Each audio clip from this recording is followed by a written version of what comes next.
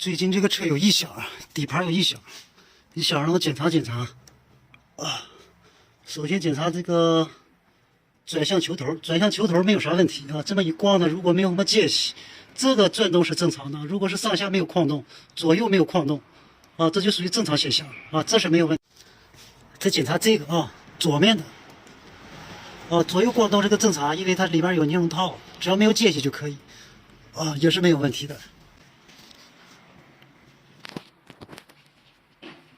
下支臂球头，下支臂球头就这么推，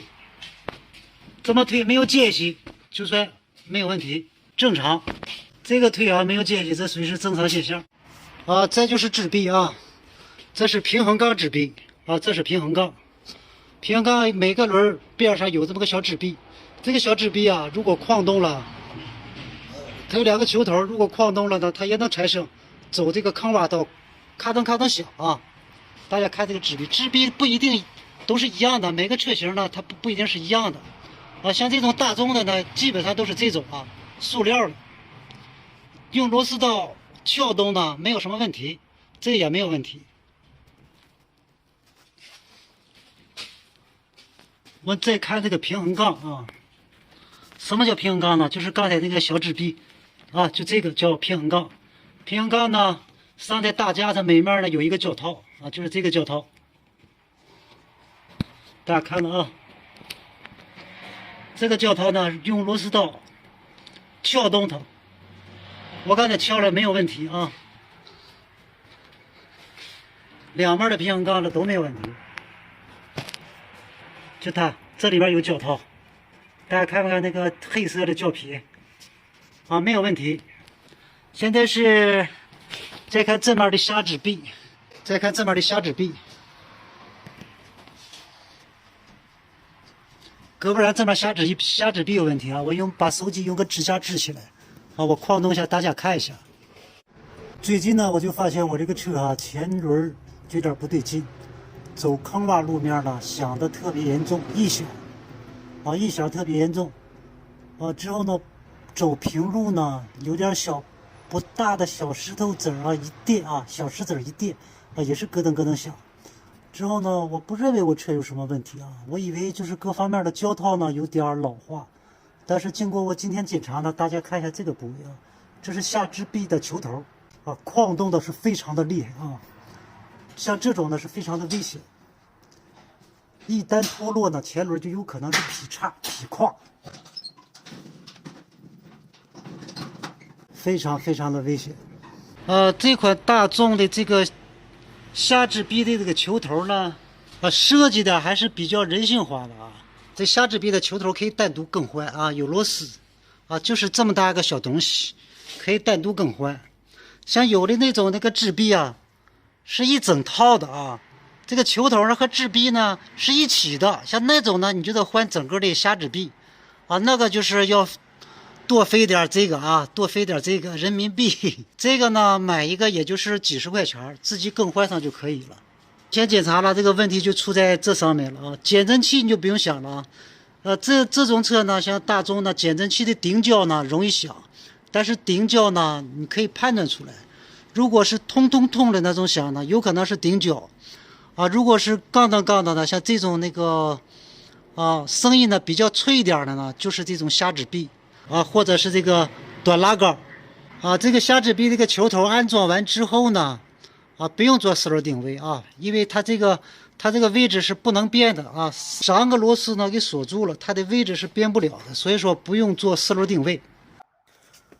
啊，这是第2天了。第2天我把配件呢买回来了，是我在我们本地买的，发货是发不到了，因为疫情期间，啊，外地的货呢是不让往我们市内进的。在平地更换呢，首先松开轮胎螺丝，松开之后呢，轮胎螺丝不要拆掉，用架机呢把车子架起来，啊，再用一个支架啊把车子呢给拧一下啊，以防的架机脱落，啊。不论我们干什么工作，我们这个安全呢一定要放在第1位。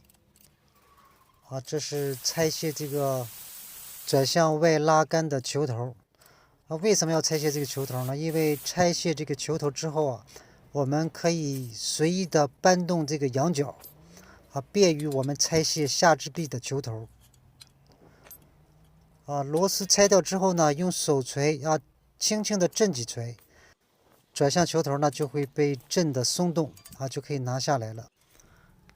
之后呢，拆卸这个下球头的主销螺丝。这个螺丝拆掉之后它是拆不掉，因为它顶在这个半轴这个等速外向角，我们平常呢俗名叫做球笼子顶在球笼子上面。螺丝松动一些之后呢，我们用撬棍撬动这个下支臂往下压，之后呢用锤子呢给它震松震松开之后呢拆掉这个螺丝。视频当中我用一个大力钳子夹住这个球头，因为这个球头呢太松旷了，所以说呢它总是跟着这个螺丝帽跟着这个螺丝母一起转动。之后呢，我们再用扳手把这个下球头的3个螺丝呢定位螺丝拆掉。这时候呢我们就拿下来了。更换新的呢也很简单需要拆装的螺丝呢不是太多但是要具备一定的专业知识只要按这个拆卸的方法反制再装上去就可以了。记得我们以前呢，很多呢这个支臂上的这种球头呢，都是带油孔的，可以往里呢注黄油能延长这个球头的使用寿命但是现在呢技术好像是都挺过关使用寿命即使不注油呢，这个寿命呢也是非常长的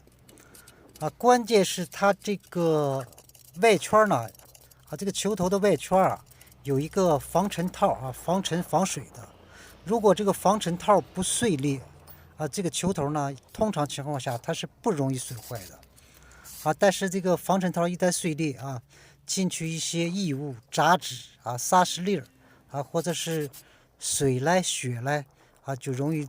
导致这个下球头呢损坏掉在这里呢我要着重的说一下不管是更换下支臂的球头呢，还是更换转向拉杆的内外球头，更换完之后呢，我们一定要测量前速如果是4轮定位呢，做一下也是可以通常呢是不用做的但是相对于我说这话呢，是对于一些有经验的维修工来说的如果是车主朋友呢自己自行更换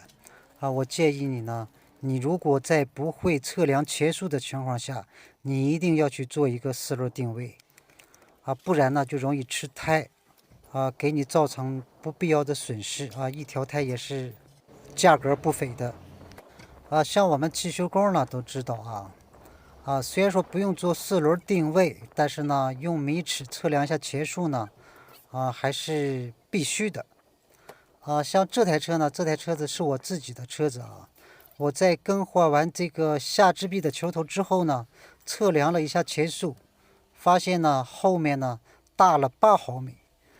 也就是内八字了车辆向前走的时候内八字过大，行驶的过程当中呢容易磨损2条前胎的内侧，所以说呢要测量并调整前速